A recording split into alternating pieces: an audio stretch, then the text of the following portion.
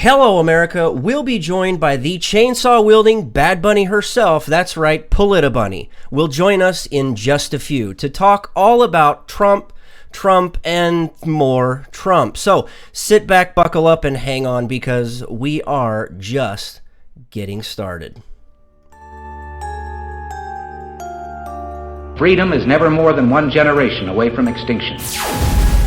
You and I have a rendezvous with destiny. You know what time it is, so sit back and get ready for the Stafford Voice, your dose of conservative in a world of liberal. 3, 2, 1.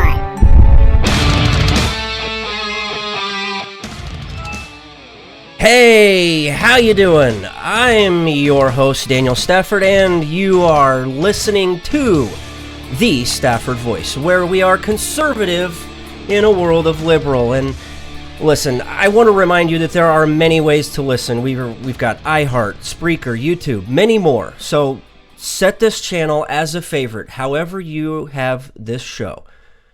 Set it as a favorite, whatever you have to do, so you don't get left behind. And if for some strange, crazy reason you do miss the show, you can catch the replay. So just sit tight. There's absolutely no need to panic whatsoever because, hey, I've got you. And in the case you aren't already following on social media, you can find me over on Twitter or Gab at Stafford Voice, or you can look me up on Grassfire, Facebook, Instagram, whatever your social site of choosing is. Wherever you are, just search for the Stafford Voice. And, well, we're more than likely there, so join us, will you? Let us know that you are there. Okay, without further ado, no more waiting. This is the bunny herself. That's right. That chainsaw that you hear is her getting all fired up. Ladies and gentlemen, my friend and yours, Polita Bunny. Hey, how's it going? It is going well. Like, listen, killing me with that. You know, that has such a bad reputation. No, oh, come on. Don't give me that. No, There it's is good. nobody can have you on without having a chainsaw. I mean, it just true. has to happen. It does, and I guess there are worse power tools that could be played during a show for me, so let's go with the chainsaw. That is so true. So true. How are you? I'm good. How are you? I am exceptional. I'm really doing good. And it's so fun to be on your show. I haven't talked to you in forever. It's been a while. It's been a while, and you've been busy. I Dude, I have. am all impressed. I am so impressed with how much you got going on. Well, Awesome. I'm impressed with you. Okay, so enough about me. Nobody wants to hear about me. Everybody knows about it. We want to know what's going on with you. Where are you at now? I have gotten really lucky, and I am working for Twitchy. I get to write for them full time, and I'm having a blast. That's one of those things where you spend a lot of time on Twitter, and you get to know Twitter, and then you get really good at Twitter, and then you start writing about stupid people on Twitter, and they get to do that for a living. So I really have just been blessed, and I'm so grateful and excited to be where I am, and it's just like a dream come true for me. That was something that I think was on your plate within the last, year and a half was something you were working towards?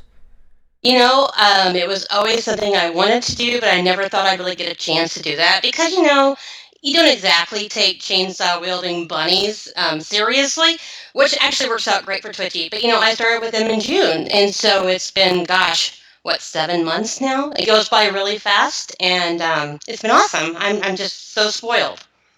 Well, I mean, you're spoiling the rest of the audience because you are putting out some exceptional content. I've been trying to keep up, but you're cranking them out left and right.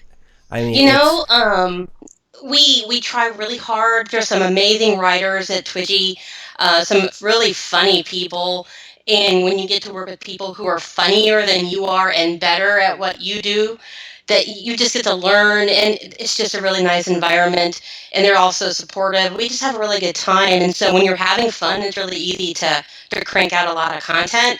And, our content is either we're making fun of someone for being stupid or we're being stupid. So, it works out great for me. I'm really good at doing stupid. No. I mean, so, speaking of which. Speaking of stupid? Okay.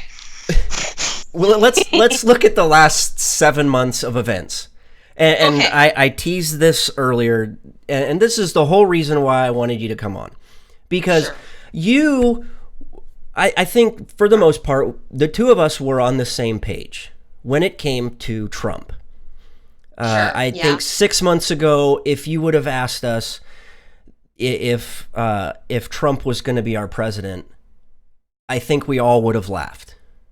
Oh, yeah. No, I would have laughed and profusely thrown up. But yeah, it would not have been something that I would have ever thought was going to happen. Absolutely not. So, now that Trump is president, Yep. what is he's been in office, what, 2 weeks, 2.5 weeks? Something like that. Not very long, yeah. Initial thoughts. He's surprising me. I really was worried. And I'm not going to lie. I mean, I've been pretty open about being concerned about who he is and the way he comes across. I've never been shy about not caring for him, but I have to be honest.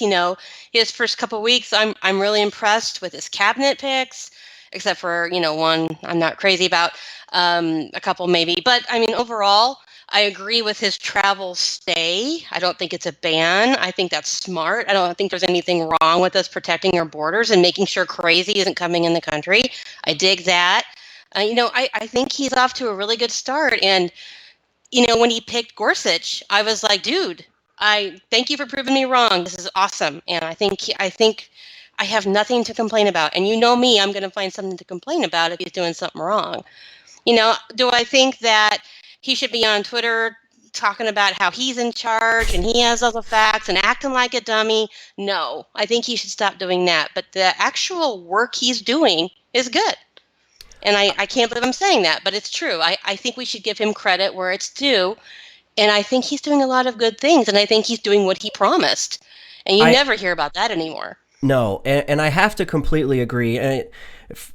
I don't know which cabinet member you're referring to. I would be happy to tell you if you want to know. I'm not a fan of Flynn. Okay. I think there is too much baggage with Flynn. He has proven, and it's the NSA. So we want him to kind of be, level grounded and common sense, not, Russians, He really makes me nervous. And of course, Bannon, I'm not a huge fan of Bannon. So those two, if those guys weren't around, I'd be really pleased. Like I love DeVos and Chow and Pruitt and Price, and I can go through all of them. Tillerson even, who I thought kind of looked like a villain at first. But Tillerson is really a pretty smart cat. So, I mean, if it wasn't for Flynn, he'd have like an A+ on that cabinet from me. Okay. Well, yeah. I mean, I have to say there are at least two that I can say off the bat I don't know a lot about. And Flynn is one of them. The other one is Betsy DeVos. I don't know a lot about her. Quite frankly, I'm one of those guys that would rather see the Department of Education just completely nixed. I think all of that. I think it all needs to be given back to the state. I mean, it's just ridiculous. Blue sky, get rid of the feds. Absolutely. Betsy is a big pro-choice for school. She is loves choice unless it's something, as long as it's abortion. They don't like choice in school. And she really pushes the idea that these kiddos don't get stuck in crap schools because of public education limiting where they can go. And in her mind, money follows the kid and the kid wins. It's the whole voucher thing, which Rand was pushing. And if you look at Kentucky, they have an amazing program. She's smart and she's good because she's not an educator. She's not burdened down with all the crap that is in the bureaucracy of the feds at the DOE. She is an outsider looking on the inside with new ideas, and she freaks out the unions, Daniel. So she's doing something. Yeah, right. She's doing something right. I mean, so let's go back to that idea of an outsider looking in. And I think that's one of the things that I really, really like about Trump. And believe me, yes, I actually said that there's some things I like about Trump. No, and that's fair. One of them being obviously General Mattis, Mad Dog Mattis, from being put Yeah. in. That guy sent shivers up their timbers, if you know what I mean. Hoorah. Yeah, But I think he's great. the biggest thing that has stuck out to me over the last 2.5 weeks, since day one, when he raised his right hand, swore to defend and uphold the Constitution, Yeah. is he's not a politician at all. He does No, not he's get the not. game of politics whatsoever. No. What he's doing and what I applaud him for is doing this like a business guy, and that is going in, sitting down, and getting to work. Day one, Sure. we immediately sit down, we get to work, and we don't go play golf. We don't do any of that crap. We we immediately don't go on got to vacation. work. I mean, no, we didn't take Yeah. a vacation just because we won and we're waiting for our No. trophy to show up. We're Participation trophy. Yep. exactly. I mean, we got to work, and the media, had absolutely no idea what to do. No, and the media is imploding, and they have been since they gave him billions of dollars of free advertising, thinking that they could tear him down when he ran against Hillary. And I thought he would get destroyed. So, I mean, it's not out of their minds thinking they could do that. I really thought, they'd build him up and then they'd eat him and she'd win. And they built him up, but then he won. And now they have to deal with the crap sandwich they made. They have to choke it down. And there's nothing better than watching the media choke on a crap sandwich. And so we have to enjoy that for what it is. Him being an outsider and doing things differently, I agree. There's definitely a good side to that. But we have to be careful in that we are not applauding things we would not accept from Obama or a Democrat. I understand the executive orders and that they're trying to undo things Obama did, but I'm not a huge fan of that route. I'm definitely a checks and balances kind of gal. I want the government to work like it's supposed to. So some of that makes me nervous, but I also get the point that he got to work. And getting to work, he had to get those EOs done. So, I mean, I see both sides, but that old, that constitutionalist in me is like, eek, don't give him too much power. Yeah, Not too much power. I that's one thing that I really hope we don't overuse the executive orders, and I think that was just to get the ball rolling as far as Trump goes. I think he used the executive order, or is using, for that matter, using executive orders to fire up Washington and completely shake things up. And I think eventually we're going to see, Washington understand how to work with him, that he's not the typical politician per se, and that they're going to finally get to work. And because of his business background and the way he's tackling being president, I really hope that he forces them to stay on a timeline and forces them to put together budgets. That was one of the things that stuck out to me with one of his executive orders, which was the American Steel one, where he told them to, in order to finish the pipelines, he wanted to use American Steel and come up with a plan and present it within 30 days or whatever it was. That's just fascinating. Sure. I mean, nobody in Washington would have ever had the cojones to try something like that. No. And, you do have to give Trump credit. He does have, huge cojones. And, I'm sure I'm going to get all kinds of nonsense for that, but he does. He doesn't seem to matter who he ticks off or whose toes he steps on, and he's not worried about process and what he needs to say. And I know that's part of the reason why he won, is that people wanted that.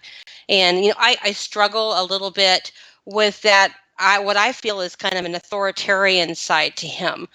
I don't like him going on Twitter and threatening to pull federal funds from Berkeley. Fine, Berkeley screwed up. They probably need to have their funds looked at, but that's not his job.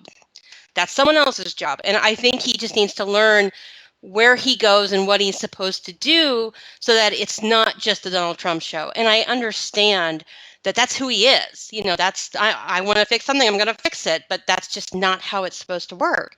And so I think if he can balance that with all of this, I'm going to kick ass and take names, I think you'll have something. And I think we won't have much to complain about. Yeah, I agree. But we have some serious issues.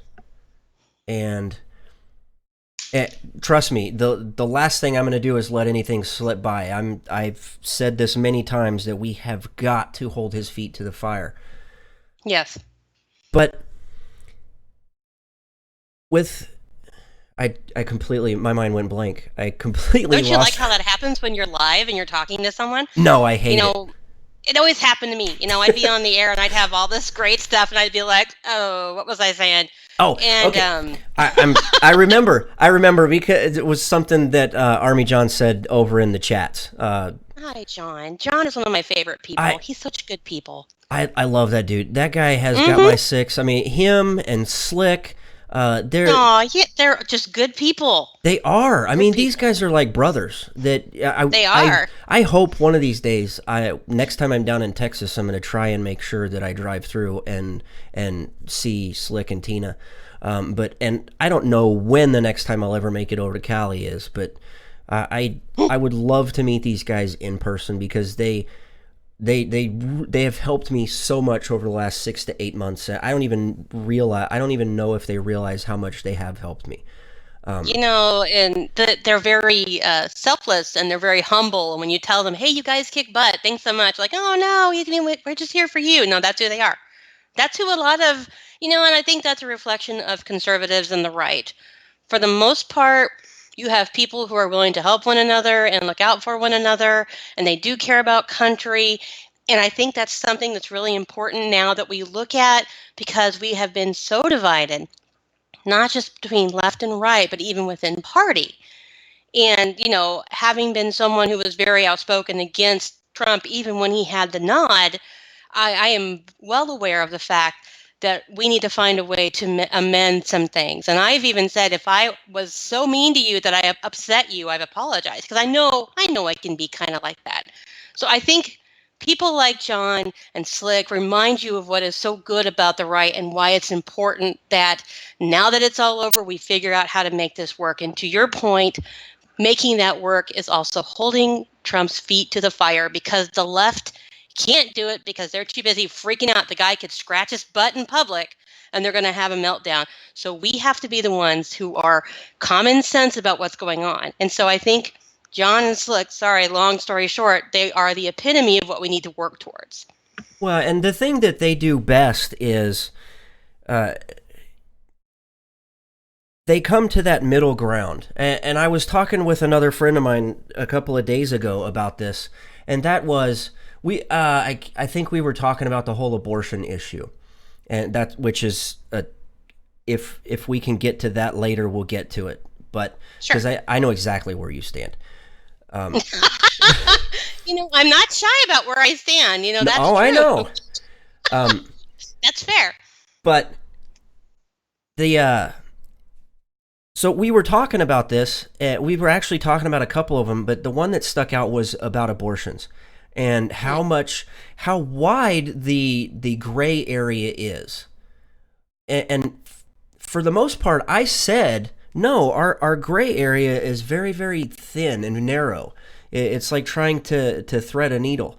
That's where we all need to work towards. You got so many people on the left that just melting snowflakes that are they want nothing more than just a piece of paper to hang on their damn wall and say, "Ha, I won because I got a trophy." Yeah. They don't care about anything else other than that. They want you. They want nothing more than to bring you to their side. And you've got a lot of other people on the opposite end of the spectrum. Oh, there's a lot of Republicans and even libertarians and hardcore guys that want nothing more than to bring you so far to the right that we forget what this whole thing is about. And that's about coming to the middle ground. Because that's you look back at the foundation of this country, and that's how we started. Everybody moved towards the middle, and they agreed on things. Common sense was so that's common. Nuts. Crazy talk. Coming to the middle and agreeing? Come on, that's boring. Well, when you have you're right. when you have a president that continuously gets on Twitter and says the harebrained crap that he does, I don't. Just wish he'd stop. Stop that and work on levels of government, and we got something, man. Yeah. Get on Twitter. Someone take his phone. I mean, really. And but there are some people, to be fair, you talk about in the whole middle. There are some people that's why they like him, because he gets on Twitter and acts like everybody else. So I guess if you look at it like that, like if I'm like, please put your phone down, God, and someone's like, oh, but that's why I like him, Bunny. Screw you. That's a good point. Maybe he's very human. He's very accessible. He gets on Twitter and talks trash and trolls people. So, that middle ground might be, okay, Sam, it annoys the hell out of you, but it's why someone else supports him. So just get over it and move on. And I think that's why a lot of people like him. And I'm kind of middle ground on that. I don't think it's. I think he needs to exhibit some self-control when he gets on Twitter. Trust me, he needs to control himself. But again, that's just a little. But that's, if you go back 9 months ago when he was doing his debates, and everybody kept talking about his book and The Art of the Deal. Mm-hmm. That's what The Art of the Deal is. He talked about that, and I'm paraphrasing for the most part, but the art of the deal for Trump is, I'm going to take you so far past where you think things need to go, and it gives me some room to be able to get the upper hand and back off a little bit and bring things, hopefully, to a middle ground. I think that's kind of what he's doing, but we'll see. And I think that's fair. But it's also one of those things of, well, if the left hand is over here doing something crazy, what is the right hand up to? And that's something we always saw with Obama, that they would let something minor break. Oh, he did this, when, some serious crap was going on the other side. And sometimes it's kind of what it feels like was, okay, something big's going to happen today, so I'm going to get on Twitter and say something stupid to get attention over here so the right hand can do what I need it to do. And, if that works, fine. But to your point, again, that's what people like about him, and I think I'm kind of rare these days. I don't like it about him, so I'm working on it. I'm working on that middle ground. Yeah, like you said. Yeah, I mean that's what I would like to see, is more middle ground stuff, and not so much of the flamboyant stuff being his actions on and words on Twitter. Yeah. But again, he's working two different Twitter handles. He's got @POTUS, and then he's got @RealDonaldTrump, or whatever he's got going. I think it's Real Donald Trump. Yep. But no, and it's, you got to give it to him. He knew something that I didn't. Yeah. And you get kind of cocky when you've been talking about this stuff for as long as I was, and I just couldn't fathom that this person was going to win the nomination. And then when he beat Hillary, I was just completely blown out of the water. And I'm the first to admit I was wrong. And I'm happy to say I was wrong. But I just, wow, I didn't expect it. And I think for a lot of people who were that whole never Trump thing, I think it was a very humbling moment to accept that we didn't know. And we thought we did. It's tough, but I think it was good. I think for me personally, it was a really good pill to swallow, because it becomes the more that, okay, now we have to get to work and make this happen. How do we do that now? Okay, I'm done complaining. I'm done disliking him. Now I got to figure out how to make this work, because I don't want the country to fail. So, it's kind of that, back and forth. Yeah, I've given a lot of thought over the last couple of weeks, leading up to his inauguration. Where did I go wrong with how I handled discussing Trump?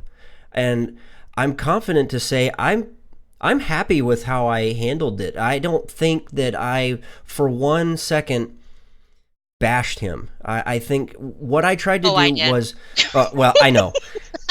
Sorry, but no, you're right, and that's what's so good about what you do, Daniel. Is you've always been someone who is measured and thinks about what you're saying, and I think that's smart, because far too many of us pull out a chainsaw and get kind of dramatic.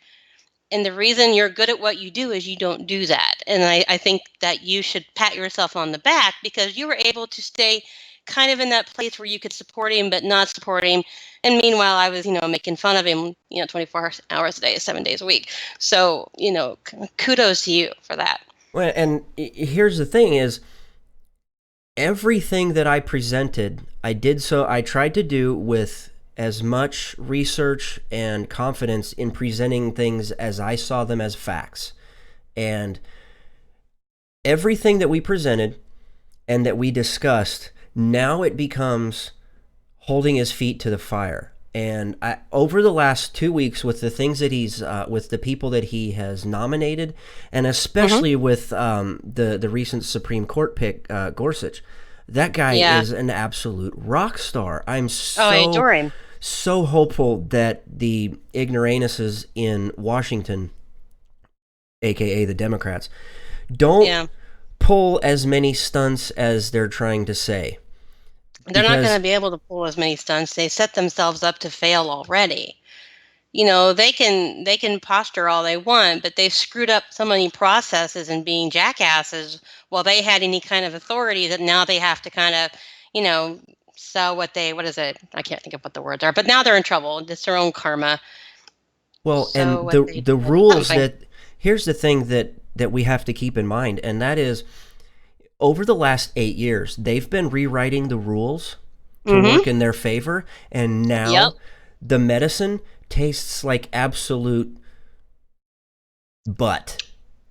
I could not.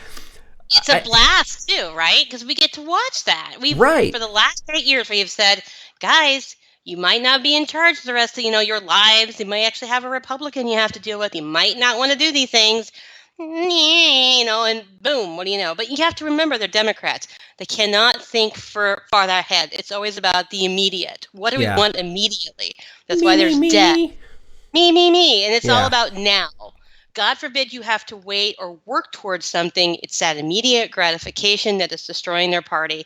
And it's really funny, isn't it? Yeah. I'm sorry. I'm really enjoying that.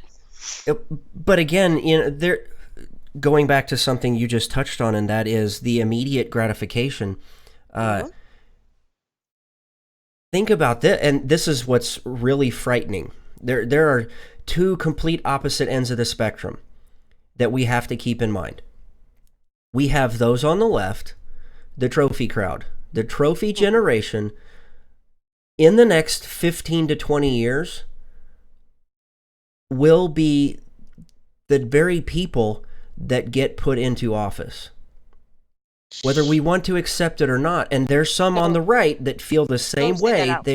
They're just posers. I'm not going to name names, but some of them are doing really well out on the circuit. But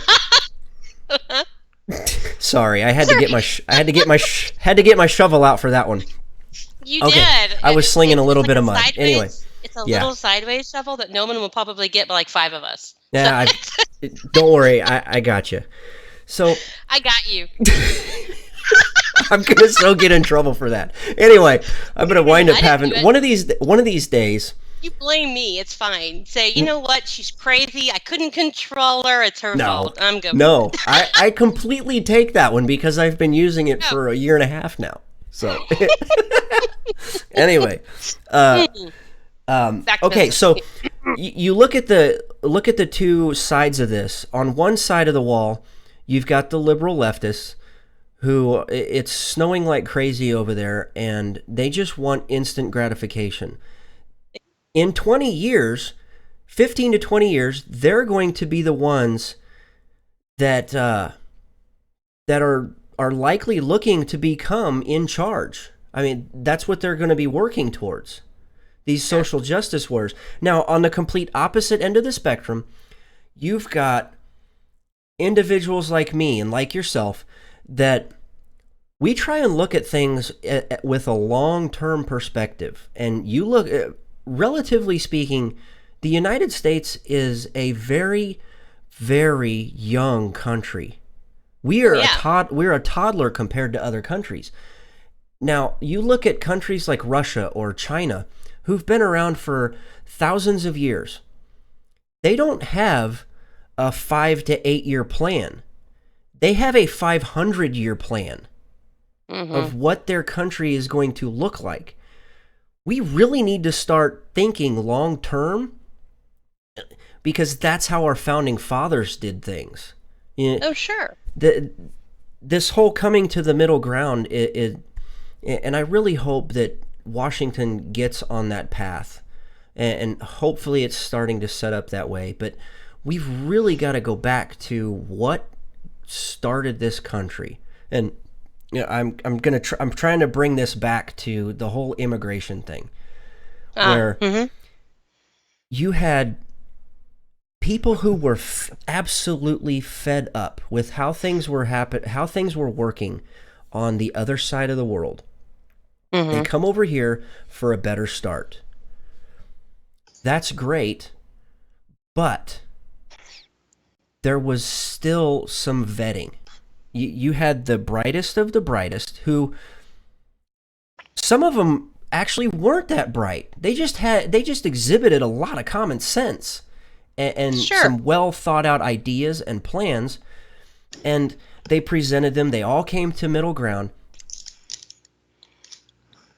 and that's what we need to start doing. But the left wants to play on the quote unquote fears that everybody wants to talk about, and I've worked it around to where I want to talk about this whole quote unquote Muslim ban, which isn't a ban at all. No, where we not. need to come to some middle ground is, look, let me ask you a question. Do you have a lock on your front door? I do. Why is that? 'Cause I want to keep bad people out of my house. You want to protect your family, but you also want to protect those individuals who are on the other side. Yeah, that's true. There's a two-sided, there's a double-edged knife here that we have to skate down, and it's going to hurt. But I want to applaud Trump for, having the cojones to go out there and say, we need to shut this down. Like Obama did in 2011. 2011? And like Bush that's the thing. did. And this is what makes me nuts, Daniel. This is not something that Trump even really came up with. This is something that has been in the works since 2011. They worked on it again in 2015. He didn't even come up with the list of countries. He just made it happen. They've been talking about it for 6 years. It's kind of like the wall. The wall passed in 2006. It has been the law for 11 years. But they never did anything with it. The money never was allocated. And of course, the Democrats took over and the majority, blah, blah, blah. But it's already freaking law. All he's doing is making sure it gets done. And you have to applaud him for that. But they're going to call it a Muslim ban because they need to make it about him hating people. Right. They're going to call it racist. They're going to call it, against the First Amendment because of their religion. And it's just going to get blown out of proportion. And the reality is it's a stay. We don't know who you are. Your countries don't vet you very well. So we can't vet you very well. So wait to come in our country. And there are there's larger countries with larger Muslim populations that it's still open to. Hey, come on in. Yeah, and the reason, and what people don't understand, and they start talking about, well, Saudi Arabia is not on the list. And it's just like they were trying to pretend it's because Trump has properties in these other countries and that he's making money and that's why he didn't put them on the list. They believe this.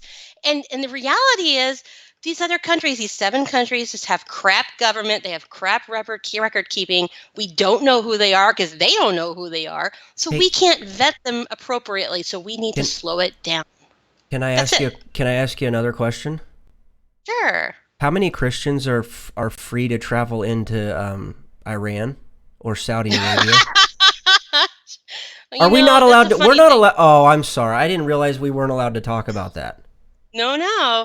It's interesting because you see all these people all outraged about this ban, and then the Jews are like, "Hi, I can't go in these countries. Hello, and it's because of faith." And it's like, "Hello, this is the reason we're not banning a faith.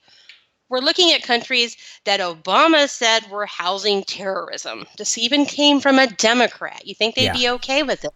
The No. problem is deliberate ignorance. And if it's not deliberate ignorance, it's narrative and agenda and whatever they can do to bitch about Trump. And what they don't understand is the more they complain, the less we hear them.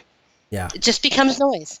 The other thing I find interesting is all of these snowflakes want intense background checks for people who want to arm themselves, but we don't want to worry about background checks for people that want to come in and cut our heads off.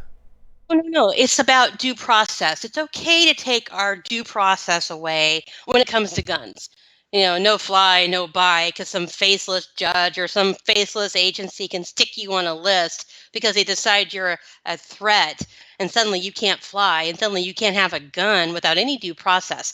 They're totally cool with that. They even came up with that cute little, tagline, no fly, no buy. They could put on bumper stickers and T-shirts. They're totally rad. But hey, if we want to vet someone who could come in this country and shoot 14 people in the disability center, we're bad people suddenly. And that's what makes me nuts. They're like, well, white Christians have killed more people in this country in the last 100 years, and Christians and Republicans are more dangerous. And it's just endless. And it's so dumb. And it's just all they have left. And so part of me, I have gotten to a point within social media where they come at me and they're like, oh, the Republicans are such terrorists. I just laugh. I can't even debate them anymore. I'm so cynical that I can't even be mean to them anymore. No, They've ruined it for me. It's really not even worth it anyway. So, No. but let me. I'm trying to skim over the chat because a couple. Let's see, Army John and Slick. They're going back and forth. He says, John says that he uses a landmine. He doesn't need a lock. He also That's a great idea. He says that his weapon of choice for down. combating protesters is a toilet plunger. No. Dad. You don't gotta do. You gotta ask them. I want to know what they're thinking about this women's march that happened in January, and then you saw that the women are going on strike sometime in March, right? No, I try not to. Sorry, the toilet plunger reminded me of their strike. Apparently women are going to walk out on their jobs as a means to show their employers why they should pay them more. Yeah. Because nothing says pay me more like walking out on your job. Yeah. They're so dumb. Sorry. But yeah, plunger reminded me of the Women's March for some reason. Don't ask me why. It's late. I need sleep. I don't. But it worked. No, tell me more about the chat because I can't see it. So, yeah, Slick says that he's having a little trouble sourcing a toe popper in Texas. Toe poppers are the little landmines that, that's like, oh gosh. Slick says that he buys his... on a list, dude. John said his reply back was, I buy landmines from Mexico where Eric Holder sold them to Mexico. These guys are a trip. I think their goal, they chat prior to the show just to come up with ways to try and throw me off. It's good for you. But I absolutely love them. You need it. Most of the time it works. I'm really not a stuck-up prude. You're really not. You have really mellowed since I first met you. I've tried. I used to be. I mean that in a nice way. I accept it as a compliment. I understand. I've gone back. There's no way I could go back and listen to some of my earlier shows. Absolutely no way. It was a complete stuck in the mud. I mean, we were harvesting corn. There was so many cobs up my keister. I didn't say it. I may have thought it, but I didn't say it. Well, thanks for thinking it. You're welcome. I'm a giver. I can't listen to my old shows. And, there's a couple years of shows. And even when I was on the air, I could never listen because I had this superstition that I would screw up if I listened to a show. Plus, I always thought I sounded like this nasally porn star. So I didn't want to hear it anyway. But it's interesting that you talk about going back because then you can see how much you've grown and you're so much more comfortable and you just seem like you're really having a good time. And I think that says a lot. I try. I quit focusing on trying to put so much into it.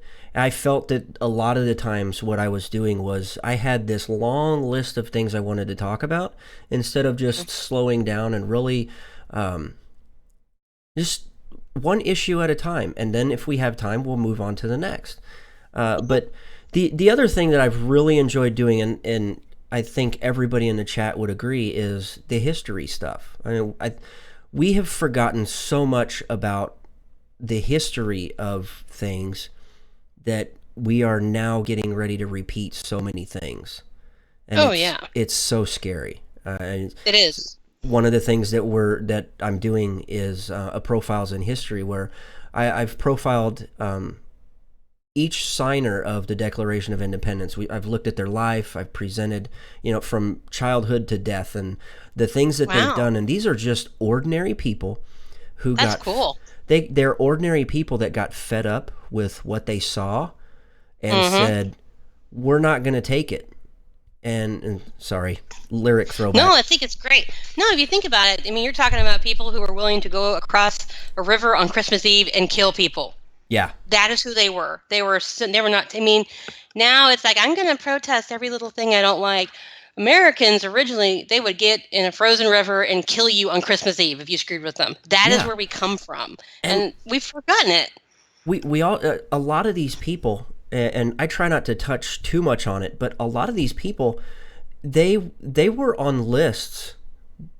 The British had them on lists of, they wanted to go and attack them. They wanted to ruin their homes and their plantations, and they wanted to ruin their lives.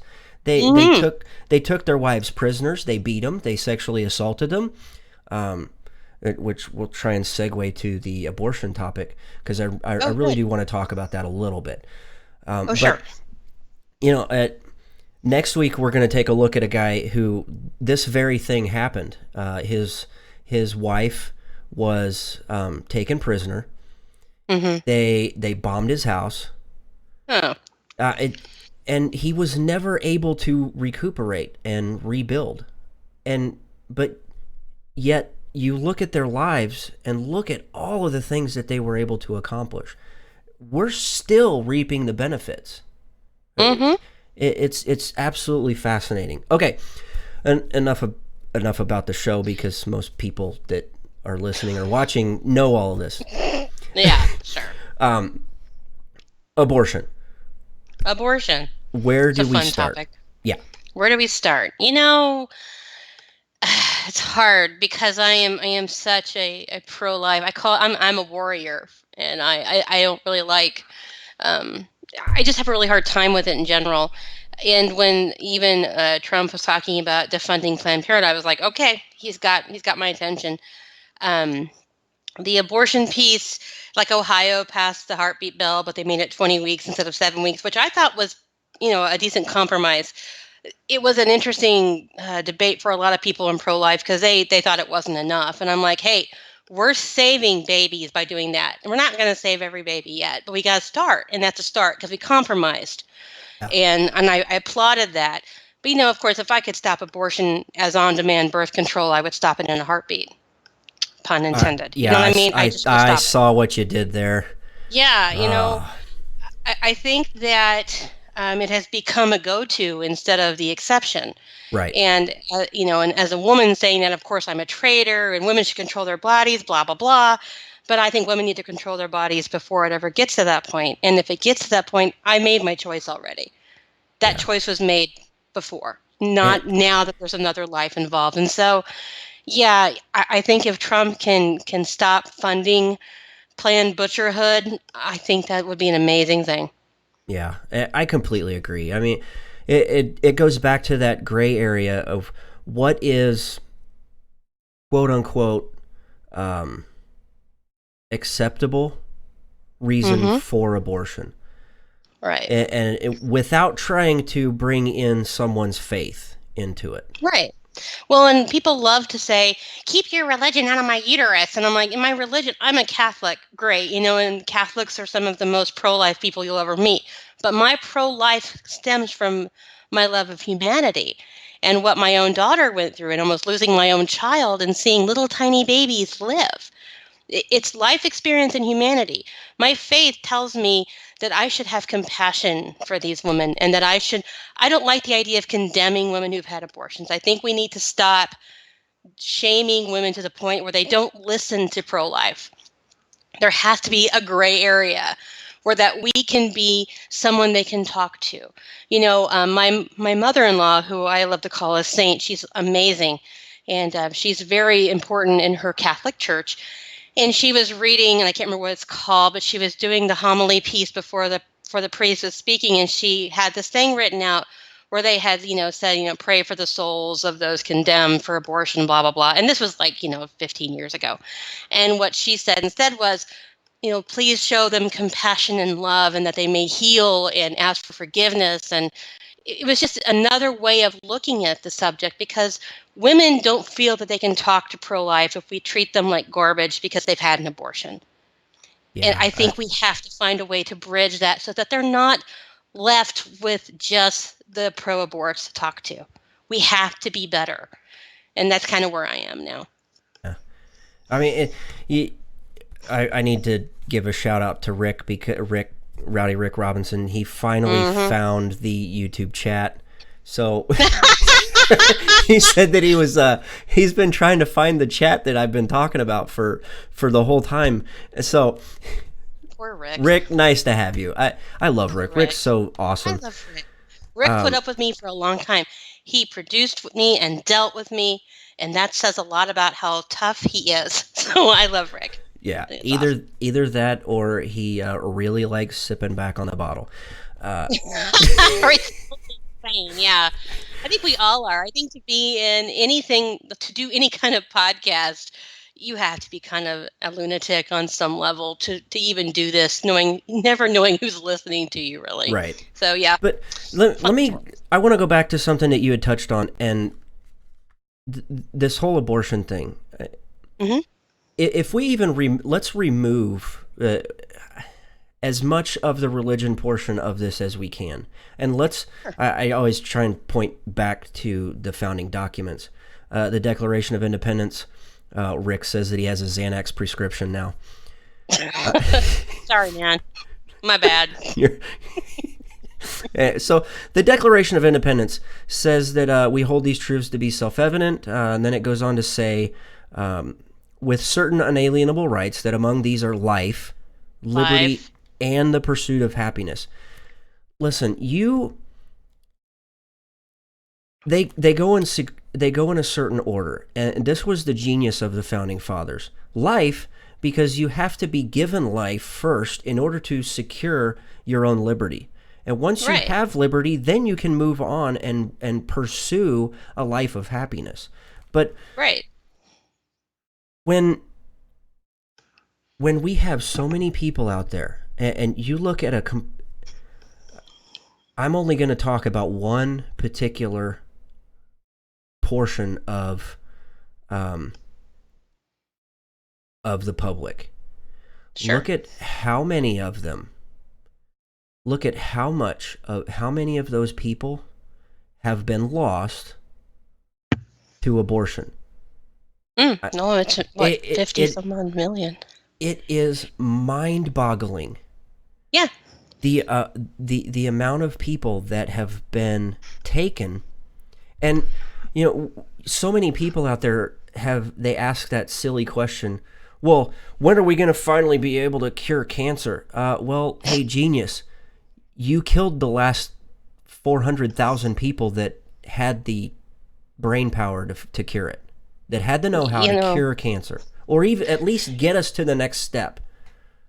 I think the big issue that, I think as a country we have is that we have no respect for life.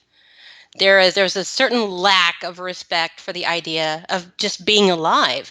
And it might be that we just take it for granted, that it's just so commonplace that people are dead. And I don't know how we fix that. But, to me, the idea of killing another human being for convenience for myself is just abhorrent.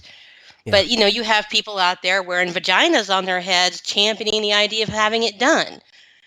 And I just think it is a lack of respect for the human condition and life. And I don't know how we fix that.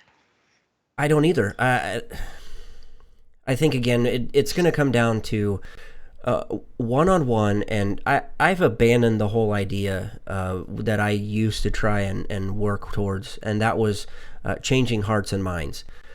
Yeah. And that's really where it starts, is one person at a time. You can't just sit down with every person who has a vagina stocking cap on trying to teach a class of students. That's never going to work. You have to start with one person and sit down and have a conversation and say, look, do you really understand that you're taking away women's rights when you choose to turn the vacuum cleaner on and suck out a baby? Well, and some of it we're running into is, it's really hard not to be angry at the pro-abort movement. And, even when there's a hashtag on Twitter, and I know it's just Twitter, but honestly, what you realize is it's one of the main ways we actually communicate anymore. And when there was this hashtag on the Women's March, and of course, the right is just hammering them on all sorts of things about being women and shaving armpits and what have you. And I was a smart ass because that's who I am. But then I started turning it around and saying things like, you're not alone. We want to help you. We want to listen. We're here for you. But that's when I got attacked the most from the other side. When I was being an asshole and saying, hey, you should shave your armpits, that's so mean, whatever, like 5 people. I start saying, you know what, I want to talk. Let's talk about what's happened. I'm here. I'm not going to judge you. Tell me what I can do to help. You have options. That's when they came after me. They don't want that dialogue. They want us to be the judgy, mean people telling them how to live their lives and trying to control their uterus. And they don't want us to be approachable. They need us to be hateful. And they need to keep pushing the narrative that we are pro-fetus, not pro-baby, because when they get out in the world, we're like, oh, screw you. I hope you starve. That is their whole mantra. And we have to turn that around. And when I start turning that around, that's when they freak out. Because that's all they have. Well, It's but almost, can you imagine trying to defend the idea of killing an unborn child? You have to make it something else. So we have to be smarter. They're not. They don't have the. Aside from liberalism is a mental disorder.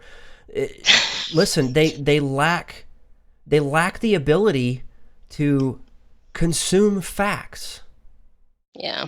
I mean, Ben Shapiro says it all the time that facts don't have feelings, and he's 100% correct. They don't. Well, they don't. The law doesn't either. The law doesn't have feelings. There's so many things that I don't get angry with it. I get saddened. Yeah. Because there's so many potentials. There are so many potentials just being ripped out, ripped apart, and never given the opportunity to do anything. That's what I find extremely sad. I mean, ultimately, they're the ones that are going to have to answer for themselves. This is true. And I think what you're going to find is there are varying levels of pro-life. The people who understand and accept that some legislation should allow for it for health reasons. Some people support it for the incest or rape. I'm someone who doesn't feel like a baby should be punished because the father was a criminal. But at the same time, that's kind of a murky area for me because the woman didn't ask for that. So it's kind of that, I don't know where I stand with that. But with the health, there's this, if it needs to be done for health, it should be legal for that. But it should not be the go-to. We really need to work on making adoption more affordable and more accessible. Yeah. And we need to make abortion more expensive and less accessible. Right. And that'll make a huge difference. We don't even have to outlaw abortion if we just make gradual changes. Yep. I completely agree. But one thing that we have to, and this is another fact, the timer went off. We are done for tonight. Wow, that went fast. It did. Thank you for coming on. Real quick, will you do me a favor and let everybody know where they can find you? For those that, I know that you really don't need to tell where you're at, but please tell them where they can find you. Well, I don't do radio anymore, so they can't find me doing that, but they can find me on Twitter at PolitiBunny. It's POLITIBUNNY, like it sounds. And they can find me at Twitchy as under Sam J. Okay. And that's it. Perfect. Now, will Yeah. you do me one favor? Sure. Do you still Maybe. have extra time? I probably got about maybe 15 minutes. Okay, I'm going to end the show, and if you want, we can continue some of this stuff on the after the show if you're up for it. Sure. Okay. I'm old, and it's going to be after 11 my time, so I'm getting ready to pass out myself. I've been up since 3:30, 4 o'clock this morning. What is wrong with you? Why would you be up so early? God, I got stuff it's to insane. do. I got Dude, stuff to I got do. stuff to do, but I'm not getting up at 3 a.m. Yeah, well, some of us don't have the luxury of writing for Twitchy. Oh, I know. It's called Twitchy privilege. I don't know what to tell you. Okay, so hang out real quick, and for those that are in the YouTube side of things, we'll continue this, and I'll try and read to you some of their what they're chatting about, since you're not able to see what they're saying. Give me just a second, and we will continue with PolitiBunny for the after the show. Hang out just for a second, and we will bring her back on. Now, unfortunately, that is all the time we have for this week, and God willing, the Stafford Voice will be back next week. You can follow me on Gab or Twitter at Stafford Voice. Look me up on Grassfire, Facebook, Instagram, wherever you want to. All you got to do is just search for the Stafford Voice. Email any of your questions, comments, or concerns to thestaffordvoice@gmail.com. Again, I want to thank you so much for your time, and until next week, thanks and God bless.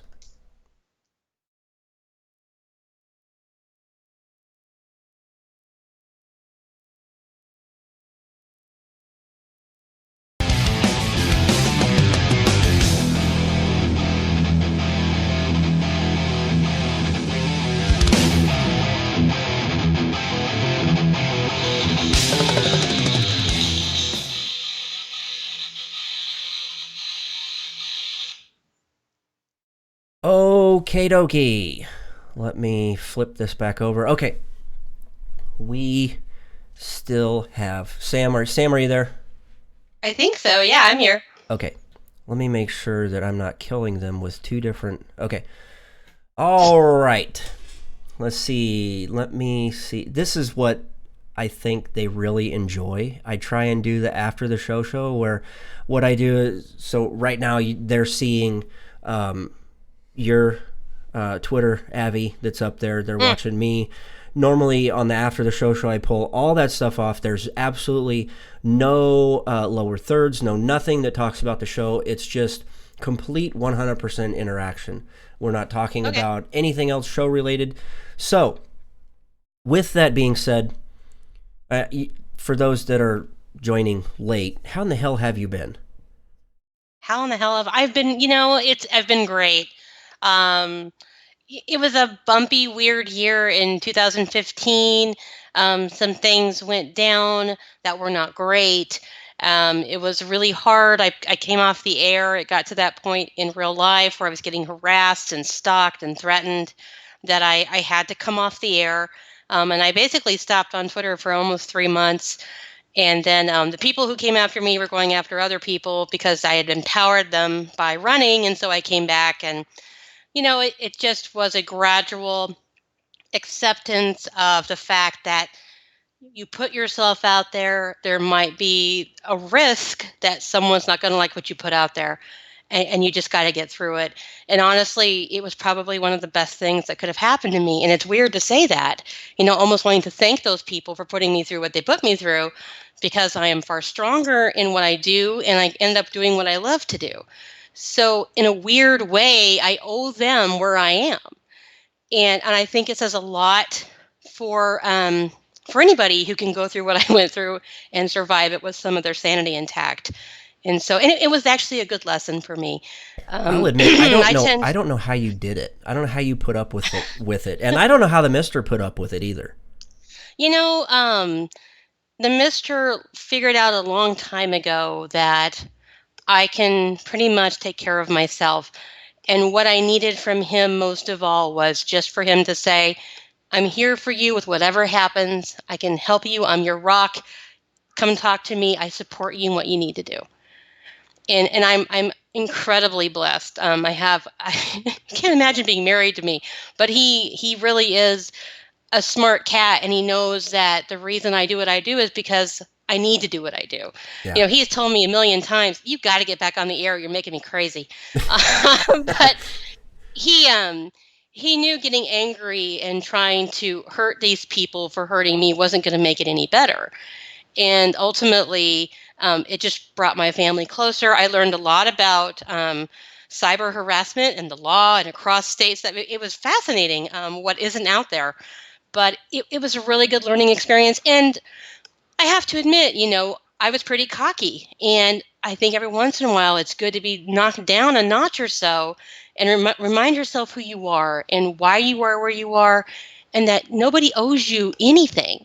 And if you piss the wrong people off, you're going to pay for it. And it was a good reminder. So it was a good thing looking back. At the time, it sucked and it was awful. But now I'm actually thankful that I went through it.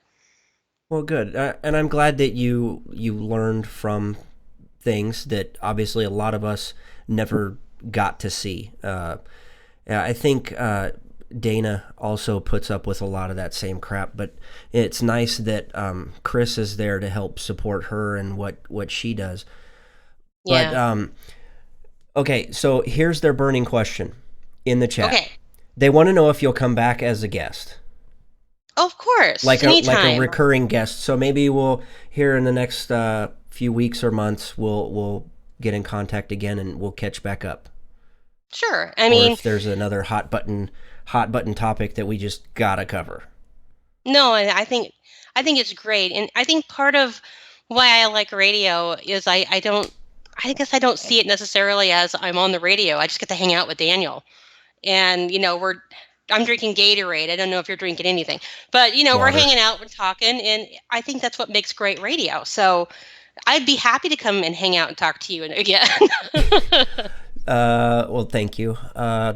So we will have to hook back up and do this again. Sure. Let me see. Slick says the time on Twitter when you weren't there made him sad. No one would let him shoot him. Oh, I'm sorry. Yeah, you know, you can't shoot these people. And you know what you figure out about these people is really the best way to deal with them is either to just take them on, you know, head to head, or just ignore all of it. And you know, looking back, you think to yourself, well, what if I had done this better? And of course, these were people who supported Trump who came after me, which was just heartbreaking because I expected the left to come after me because I was always pissing them off. But when your own side tries to do that to you, there's something that breaks for a little while.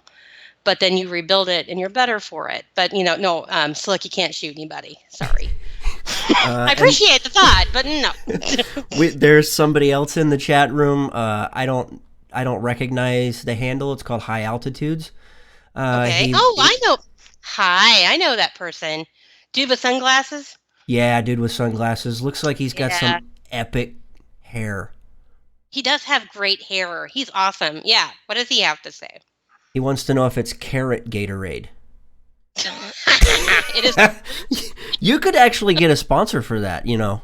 If you came back, there's got to be a way that we could market that. I mean, so V8 juice, V8's got the whole carrot thing, but you got carrot flavored Gatorade. Like ass.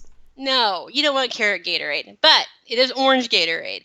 You know, when I was on the air and I was working with JD, who I adore, he was always joking about how we needed to get with some chainsaw manufacturer for a sponsorship.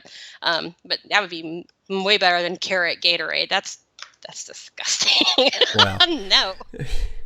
So let me see. John wants to have his own show just so lunatics can come to his house and harass him. Because he wants to lock. Let me see. He needs more volunteer gimps to lock up in a box in full body studded leather uniforms. I don't know what. Oh my god! I don't know what. There are certain things I don't need to know about your personal life, dude. That's no. Oh. But speaking of JD, what's up with him? I haven't seen or heard from him lately. You know, he's had a lot of stuff going on. I know he had a big move and he had some business stuff and JD, he's always moving and shaking and going. Yeah. Haven't talked to him much lately, but every time I talk to him, it makes me laugh. So he's still JD. Yeah, that guy was So, so over the top. I mean, I God, I had to I talk fast. I talk that really guy fast. is that guy's He is. 150 miles an hour. Oh my God, right? And he would talk about my favorite story from JD is when he talks about being a kid, and he said, parenting is so different than blah blah blah, and how when he was a kid, he rolled off the table, but he called it a Humpty Dumpty off the table. I think I laughed for 15 minutes because it was just, I Humpty Dumpty off the table, and I Yeah. just died. You know who else I miss? Who's that? I really miss Angie and Clay. Oh my gosh. Paul. I know. I miss those two. Their show was absolutely hilarious. It was, it was ridiculous, and it was awesome, and they're wonderful people. Angie had to go off the air. She just had too many things going on in life. I know that her health is not the best. So if you're out there and you're the praying type, please say a prayer for Miss Angie. Clay had a baby. He got married. Clay grew up suddenly. So I don't know about that because he's still. I saw something on Facebook, and this was.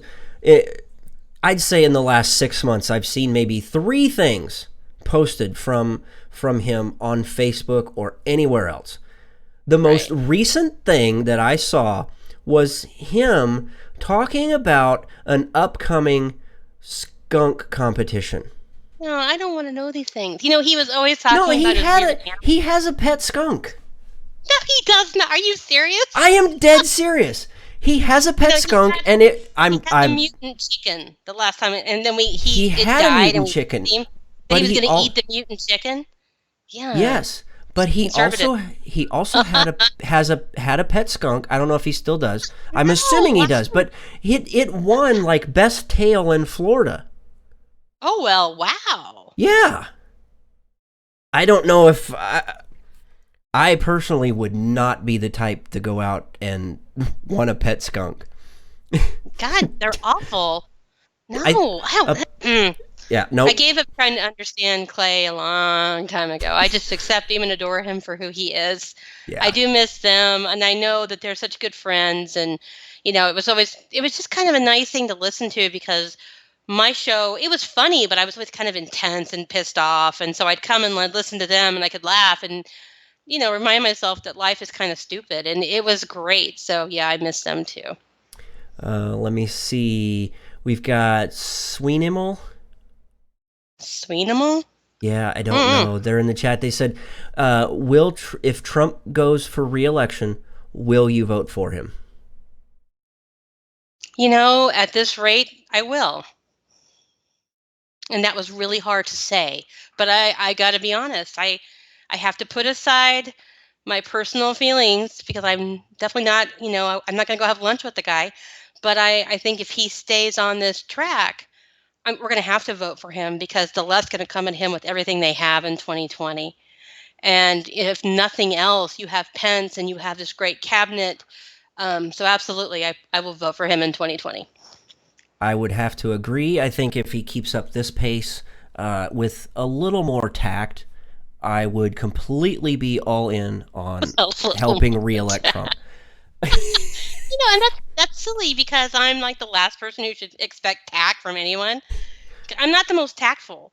So who am I to say, well, he's not tactful enough, but, he is the president. I'm just some schmuck, on the radio. But, I will vote for him in 2020. But he's a president with a phone and a Twitter handle. I know. God love him.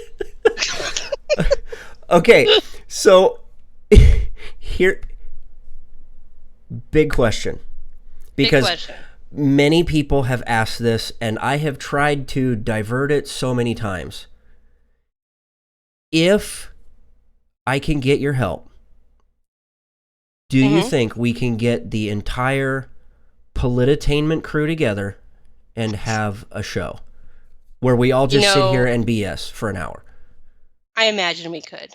If you can get Clay and his crazy skunk to make time for it. I know Angie's life is really full and there's a lot going on, so you'd have to give her plenty of time to plan. Right. But that would be a blast, and I would love to make fun of Jason for an hour, so I'm good with Yeah. that. I actually, so Jason was actually in town for some training or something like that. I don't even remember what it was. We went out to dinner.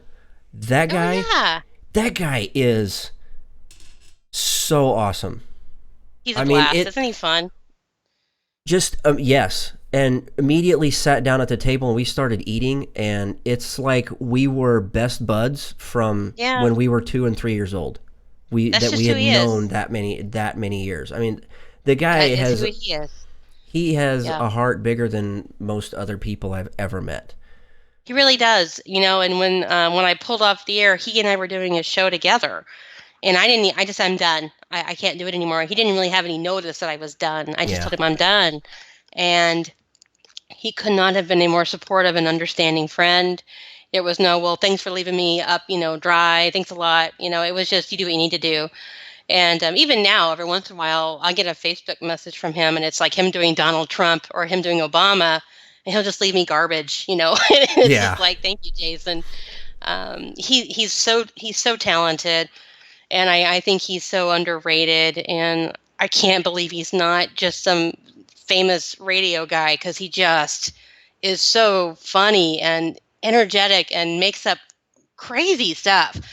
And he would during our show, he would go find the weirdest crap for sale he could find on Amazon Yeah. to kind of push our Amazon stuff. And it was like pants that had a pee stain on them or something. And he'd find yeah. a way to make you want to, he'd find a way to say, you should buy these things. There was some gay alien book he found. I mean, he just had a really good way of making a political show fun. Yeah. And I adore Jason, and I don't probably talk to him enough anymore. So I probably should reach out and give him some crap. Yeah, It's been a while. I don't think he's on the Twitters anymore. I think he does most of his stuff. He kind of hangs out on the Facebooks. But I yeah, don't blame him. we really need to try and figure something out, because they have been hounding me for quite a while to try and put the whole crew together and to have a bash. So yeah, I mean, John says I remember the gay alien gag. Remember that? Yeah. It was nuts, and he would just be like, Bunny, you gotta hear this. You're gonna want one. I'm like, no, dude, you're nuts. No, if Jason And he would says that, talk about you these don't pee want it. pants. He Yeah. would these pee pants are awesome. I'm like, you're No. on crack. I want No. pee pants. And, No, you know, if Jason, he, yeah. Anyway, he could keep up with me, and he was funnier than me, and he could do more voices than I could. And we would start talking about Donald Trump, and he would just slide into that impression, and I couldn't keep up. I was too busy laughing. his Donald at him. Trump is so good. It's creepy. Good. His Well, Obama is really Obama's- good. So yeah, His Obama is better than anything he does. So, he called before we did a show together a long time ago. He called in as Obama, and he Yeah. let me interview it. And I remember that show. That was hilarious. I had to keep a straight face, and we didn't really plan anything. It was all kind of improv, and so he just reacted to everything I asked him. And yeah, he's just a good guy, and he's funny. So I imagine if we could all chit chat and take some time ahead to plan, we could totally do that. Yeah. So there, we've got another guy in there, Jay Roadbeer. Yes, I know RB. He wanted to say hey. Hey, Let's see. cat. He's like my brother from another mother. He's a Uh-oh. good cat. Okay. Uh-oh. What's wrong? No, a brother from another mother. I mean, that just means that he's probably a lot like he's you. a badass. He is. He's a lot like me, and he knows top Good. secret. So he's good people. But he's definitely smart. He kind of leans more libertarian. What do they call it? Minarchist. I'm probably saying it wrong. But good, smart guy. I'm glad he's in there. I will have to. I'll have to try and find. Is he on the? He is. He is on the Twitters. I need to. He's just the road beer. Okay. I know I should know what that is. And he's like a gamer guy, and he started in the gamer world, and then suddenly found himself in the political world, and poor guy. Yeah, I know, right? But Okay, Roadbeer, do me a favor and drop in your. Let me know what your Twitter handle is. I'm gonna hook up with you. good cat. And if you could get him on your show, he'd be an interesting interview. Okay. Oh, I'm at sure the he's gonna love me Roadbeer. telling you that, but yeah. Okay. I gotta find this cat. Yeah, he's funny, and he is one of those people who will jump in front of a firing squad if you're getting dumped on. So he's a good friend and funny guy. Okay, I got him. I think I got him. Yeah, you Okay. got him. Yep. Cool. All right. Okay. I know that you're like well past your bedtime. Hopefully you don't turn into a pumpkin. Hopefully the mister I'm gonna doesn't turn get into a too carrot. upset that you're you don't turn into a pumpkin. I'm gonna turn into a carrot. Yeah. Sorry, No, I'm just, I already you pulled know, all of my cues sounds down, so otherwise I would have that's fired up fine. help you fire up the chainsaw. No, you know what? I'm getting too old to fire a chainsaw past 11 o'clock, man. Someone's gonna get hurt. Me, probably. Oh. Anyway, Ah, super anyway. super grateful that you came on with us, Sam. I Oh, really Dan, do appreciate anytime. it. I We will really enjoy. have We haven't talked enough. I It felt know. like just hanging out. I appreciate it.